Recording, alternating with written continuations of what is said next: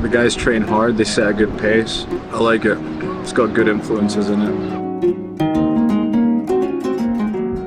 I think it's just one of those things where it takes time to grow, but it's only just going to get bigger, I think.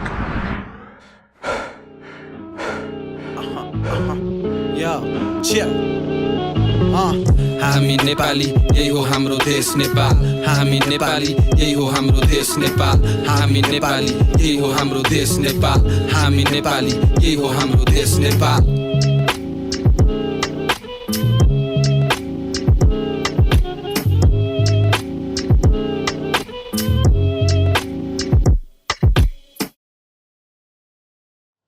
I went to Nepal in Songkran, which is in April. Yeah. You know, we've done Songkran a million times, so I think this time around we want to do something different, right? I think I've only done it properly on PP Island, and I did it in Khao Lak once as well, but I never really enjoy Songkran, I don't feel like getting like squirted with water guns, and some people can be right assholes. They put like ice water in, or they put like red dye inside the water guns, and then they cover you, you know, when you're just trying to like get to the shop or something like that. I'm not a big fan of it. Yeah, it's not a good holiday for you because you generally have an aversion to fun, so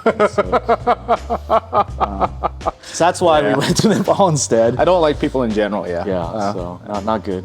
Well, along on this trip, it's the four of us, myself, Mac, and then two other black belts, Seb, who's one of the black belt coaches at Arete. And our icon, Kaori-san. Kaori-san. これからどこに行くんですか？インディア。インディア。はい。もう一回やりましょう。どこ行くんですか？カトマンズに行きます。はい。で何？ It was good in the fact that like we're all relatively quite introverted as well, and speak for yourself, bro. What you talking about? Diz is an old Arete member. He's born and raised in Kathmandu. So this is an interesting guy in that I think he had a soccer scholarship in India, so he was there for quite a long time. And I think he just didn't really enjoy team sports, and he ended up kind of going it alone doing kickboxing, and then he was introduced to Jiu-Jitsu.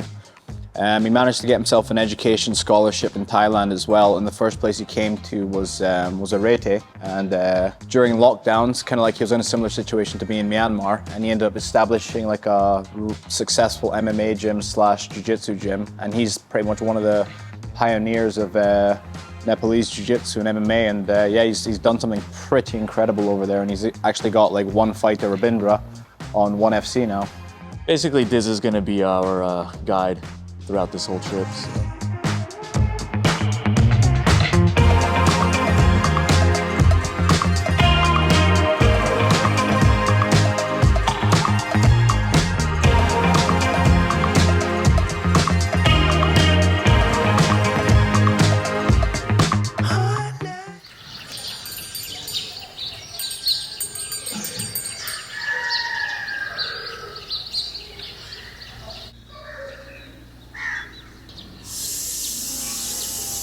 So the Nepalese people, they're a very diverse group of people. Some are Tibetan, some are more from Indian background, some are Buddhist, some are Hindu. Yeah, I think first impression is quite an interesting feeling, just when you see signs with writings that you're so not familiar with at all, right? You're just like, wow, this is a whole new place. And then they do those ropes with flags that are attached to everything, basically. And you actually see them when you see quite a lot of like documentaries on like Mount Everest and stuff like that, where the Sherpas go up and then you see all these flags like attached to different flagpoles. And so the first place we went was Diz's gym called The Pump. Where we at? The Pump in Nepal. Pretty close to where we're staying. We're gonna get some rounds in. Hopefully see the other location as well. Get some good sparring in. Just measure it, I guess. This is the future of Nepali MMA here. Exactly. Let's get it. Take off the foo-foo. Take off the cloud chase. Take off the Wi-Fi. Take off the money phone. Take off the car loan. Take off the flex and the white loss. Take off the weird ass jewelry. I'ma take 10 steps, then I'm taking off top 5. Take off the fabricate streams and the microwave memes. It's a real world outside. Take off your idols. Take off the runway, take off the Cairo. Take off the Sandro, pay 5 days stay. Take off for the meal, hella fado. Take off the fuck flag, take off perception. Take off the cop with the iPad. Take off the allure, take off the unsure. Take off decisions I had. Take off the fake deep, take off the fake woke. Take off the I'm broke, I care. Take off the gossip, take off the new logic. That if I'm rich, I'm real. Take off the shit mill, take off the doje. Take off the Birkin bag. Take off all that. How's training been here lately? Any upcoming guys or any cool events or anything? Yeah, we have fights lined up now, bro. Like on the May 24th of May, we have our NWC 3. Nice. And yeah, Ravinder is coming back for one fight again. That was a strategic move on our part, trying to, because he sells. Yeah, he sells. Yeah. Everybody wants a piece of Ravinder. I don't know, something about that guy. The local people really resonate with. And Well, how long have you been going here? Yeah. 2020 pandemic started. After the pandemic, like the first wave, the first lockdown was lifted. Yeah. I was like, fuck it, dude. Like, I gotta do something. So I just started here, and my brother and I started actually. My younger brother, he's in London right now. He's moved to train and study there. I miss that guy, man, actually. Most of these dudes are fighters, right? They're not like doing. Are there any hobbyists here? Yeah, it's 50-50, bro. But we do have like a decent size of amateur fighters. How's training here? Good, I did like 10 in a row, then I did 2 after that. And I'm glad I had a rest day flying over, because man, like I was tired already and just overworked. Yeah. Good pacing, everyone really works hard in top position, which is really important in MMA as well. I felt like everyone kind of like didn't give you an inch, they'd fight for every single inch. I was kind of playing around with leg stuff just because I've been working on it in the last few weeks, so. But yeah, the difference between MMA fighters and like Jiu-Jitsu guys is like top is king, you know. Well, you have to, right? You got to get the fuck up as well. So, but yeah, it was really fun playing around. I gotta say, you get kind of spoiled when you train in a gym with really nice mats that are cushy and new. Yeah. When you go to those jigsaw mats, dude, first they hurt when you land hard on them because there's not enough cushioning. But then also when you try to slide through it, it's just like mat burn central. And then it makes those horrible squeaky sounds as well. He's got a few amateur MMA guys on his team. And so you can definitely tell their style is more top heavy, less sports techniques. Well, you have to be, right? I mean, when you saw the second fight that Rabindra had against the Pakistani guy, who's like a really good wrestler / grappler, you saw the difference in pinning position, and it was a huge deal because, for example, mount and side control, they're not conducive to MMA. You need to tie the legs up. Or you can just leg ride. So that just means put their knees to one side and just put your shins on top of them, basically. Very uncomfortable positioning, but I'm realizing point scoring positions that are traditionally used in Jiu-Jitsu just does not work in MMA. So like being in a half guard position and hitting them, or pinning their legs together and making it so that they have to make bad choices to scramble out the positions are way better. So I think general level, the guys are over there, very athletic, very much in good shape, good cardio, speed, agilities, flexibility, all that. I think I'd say the level's relatively high. The only thing that's a bit of a shame is that Diz feels obligated not to grade them. I think it would be nice if we had an opportunity where they can bring the people over, or we can go over there and give out belts and stuff like that. But again, belts really don't matter that much unless you're training the gi, to be honest. So when it comes to promotions, I defer to the coaches that teach and coach the gi classes, basically. it certainly doesn't matter in an MMA context either, right? Not particularly, no.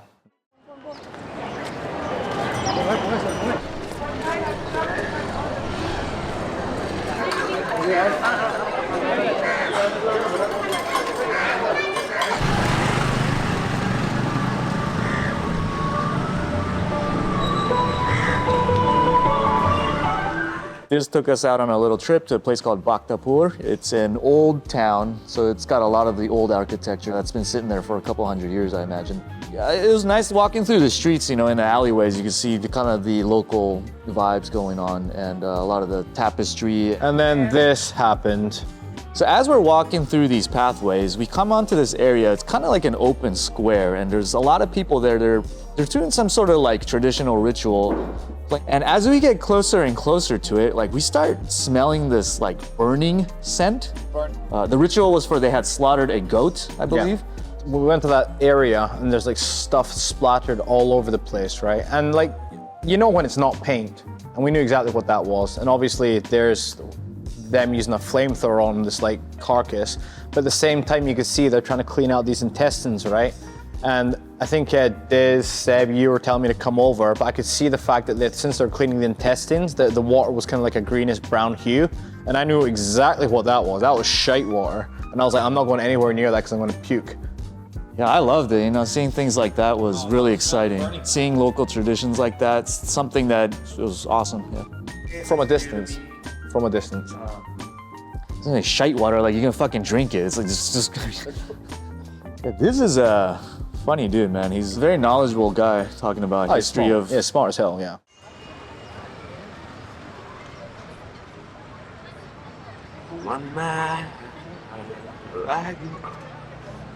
In Nepal, everybody celebrates everything. We celebrate Eid, we celebrate every Buddhist holiday, we celebrate every Hindu, every Christian.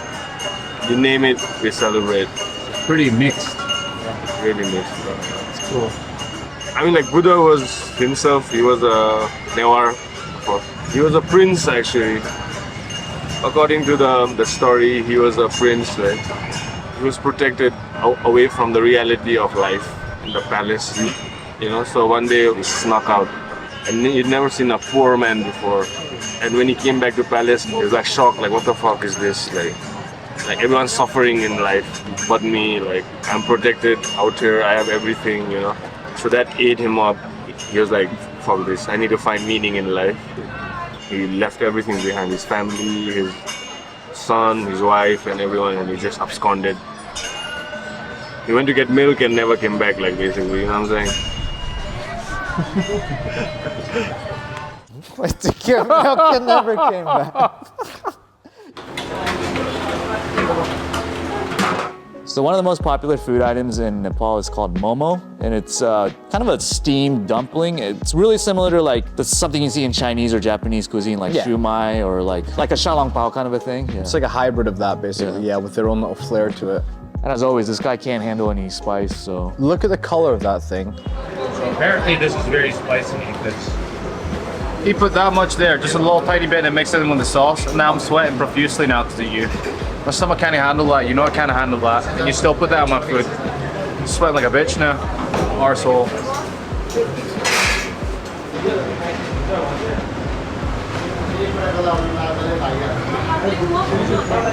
Amazing. Some buffets are amazing.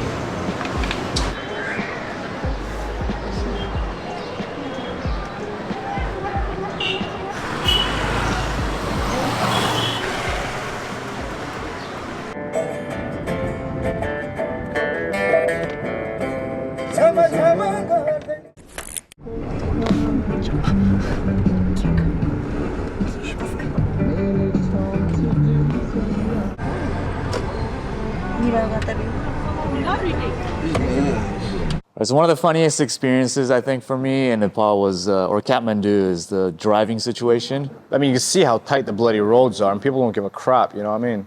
You know, Thailand's pretty crazy with the driving, and then you go to a country like that, and you're like, man, fucking, this is next level. Traffic signs, traffic lights, those things are all, it's as if they don't exist, actually. Yeah. Oh, handsome, Malik side na, hina na. That's like Nepali style, saying, yo, handsome, like, get the fuck out of the road. Totally forgot the name of this place, but I'll put it up here or something. It's like a temple compound. I was not used to the food there. Full disclosure, none of us were used to the food there. I quite liked it. The first meal we had, I believe, is called takali. It's kind of like you get one main dish of your choice, which could be rice or like this barley pounded stuff that's kind of similar to like fufu. And then you get side dishes such as like potato curry, lentil soup. Quite traditionally, it's more like the Tibetan persuasion, I think. There's such a cross-pollination between India and Nepali culture, because apparently you don't even need a passport to cross the border, basically.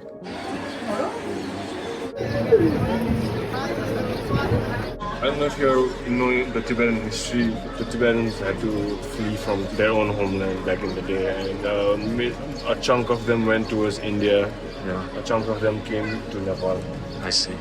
And whereas the Dalai Lama, he went to India, and some of his followers came to Nepal. They're spread all over the world now. But this is one of the main Tibetan settlements initially. People want to come here and just even this structure, these flags floating in the wind, try to find even a moment of peace and reflection. I think that's the whole point of this sport actually. there's a bunch of monasteries behind these buildings. So when foreigners come to study Buddhism, they come here and live and lodge at the monasteries and do their Buddhism courses, meditation. Because Kathmandu comprises of 3 old towns actually. This is just one of them. What do you think so far? Beautiful, man. It's like, it kind of reminds me a little bit of like Myanmar a little bit, but the difference is, the biggest difference is there's way more of like a Hindu influence, whereas Myanmar's got a bit more of like a Buddhist influence. I'm not trying to say both countries are the same, but there is definitely like distinct features, but both have similarities at the same time. Yeah.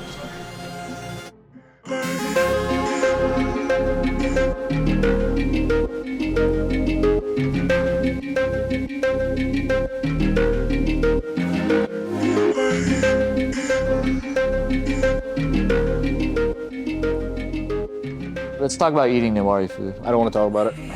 Diz took us to this restaurant. It's a little bit outside of town, but the compound itself was really cool. They'd done it in a way where it's this old building, but they just kind of renovated it into a restaurant, and That was what pretty much done us all in the end. the Newari food is the signature type of food for the Newari people, And it's very different from what we had before with the Nepalese.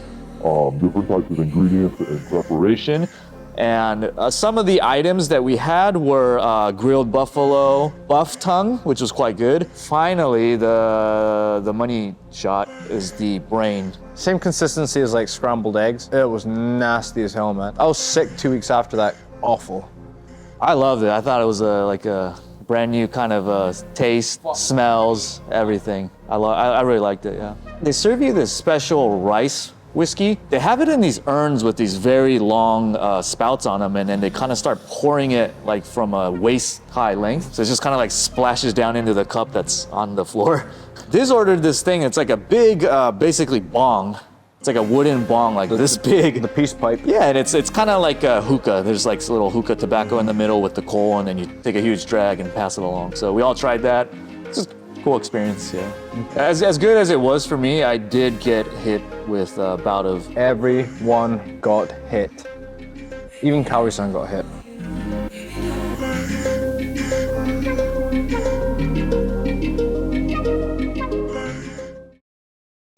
So what are we doing here today? I'm going to teach a class, maybe on body lock passing. The Newari food yesterday kind of killed me a little bit, but yeah, I think getting a little bit of a sweat will make me feel a little bit better. If it's knocking out this guy's Nepali, I think it means like we all kind of like took it pretty hard. It's kind of surreal to have like a full team from Arade come here and show some moves. So yeah, I mean, kind of psyched. I'm just afraid no one's going to understand what he's saying. You're an arsehole. Come over, arch your back, go back, down dog, walk in. Alright, so we're looking at body lock passing today. That we sit here. Here, he's strong. Extend the leg here. And off balance, he's in this position. I'm trying to pass the guard from here.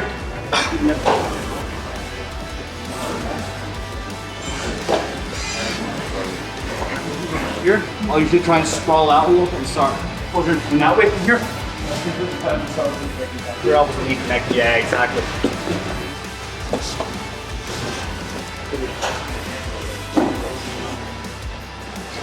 Very much.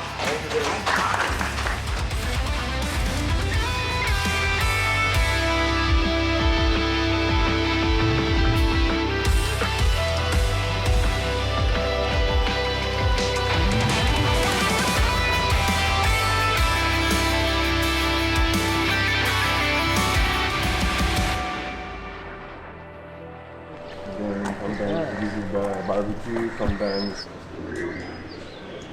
Ponder about life.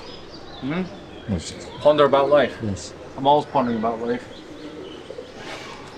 So how the fuck am I here?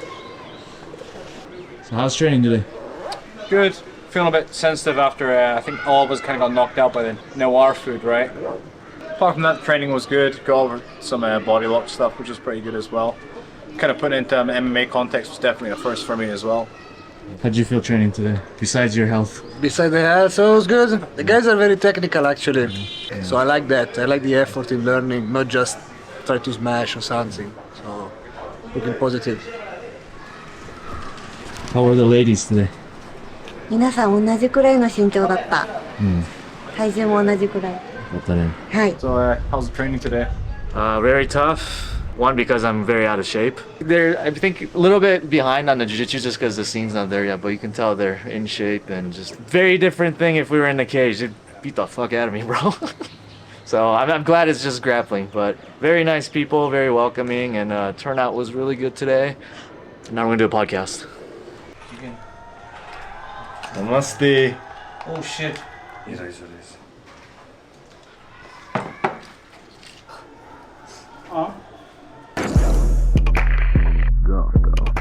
It's our 150th episode. I mean, it took almost 4 years, but we got there.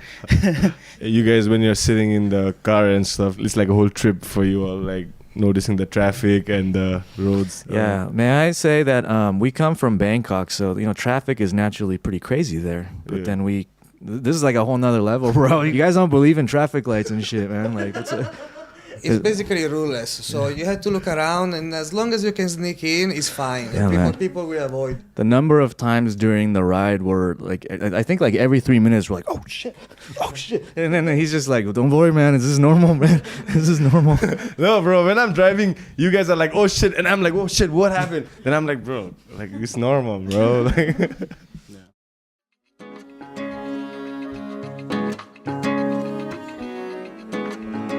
Final thoughts, I mean, man, it's a lot of work for one man to try and manage, you know. I mean, he needs to have the right people around him. And especially like in MMA and with different gyms trying to like prop up their own fighters, there's a lot of cutthroat stuff that goes down. There's a lot of the stuff in the back when it comes to MMA that you don't realize, and how much people have riding on these kind of situations, right? Whether you lose by whatever way you lose, whether it's decision, knockout, submission, man, the thrill and the agony, as the UFC videos are, you barely get to see that and you barely get to feel that. And I remember after the fight that Ravindra had against the Pakistani guy, he came back and he won his next fight, but there's a photo where the guy's hand is getting raised, the Pakistani guy, I think he's called Volcano, or that's his name basically. And you can see in the background, Diz is there with his black gloves on, like kind of like really frustrated on the ring ropes, and Ravindra obviously is getting super down afterwards, and yeah, don't know what else to do after being outside Lumpini and all the local guys came to watch and support him, you know.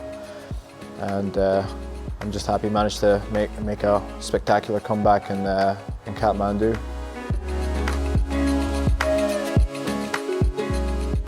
Yeah, overall, it was an awesome trip. I had fun every single day of that. And shout out to Diz and all his team members and everyone that showed us a good hospitality along the way. Thank you to everyone. And next is going to have to be Malaysia, I think. And then there's always Taiwan and Vietnam are two countries we definitely want to go. So yeah, here's some more. Here's some more trips.